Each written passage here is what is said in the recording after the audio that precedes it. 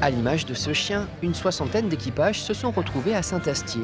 Leur point commun, la passion du rétro-camping, le camping à l'ancienne, coincé dans une capsule temporelle entre les années 50 et 70.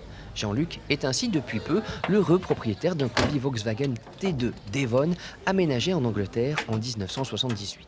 Ça fait plus de 20 ans que je cherchais ce genre de véhicule, toujours un rêve d'enfant.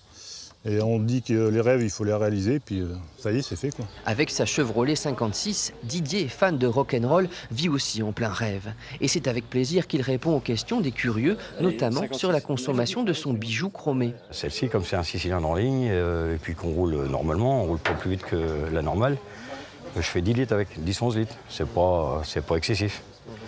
Et puis quand on est passionné, il y a des choses qu'on ne regarde pas non plus. Venu de Charente-Maritime, voici la famille Bon. Papa avait déjà une Peugeot 203 quand il a décidé de racheter et restaurer une vieille caravane. Vous avez ici le salon qui sert aussi de couchage pour 2 personnes. La salle à manger, voilà. Une petite cuisine avec 2 feux.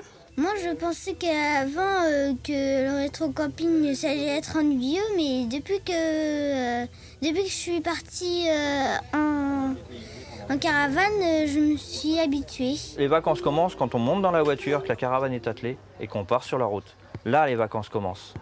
Voilà. Alors que maintenant, on prend la voiture moderne, tant qu'on n'est pas arrivé sur le lieu de vacances, c'est pas les vacances. Les gens sont énervés sur la route, nous on prend notre temps. On a 100 bornes à faire, on met 2 heures, c'est pas grave. C'est tellement pas grave que chaque année, Stéphane organise un bouchon au mois de juillet sur la commune de Pons, dans le 17. À tester si on n'est pas pressé.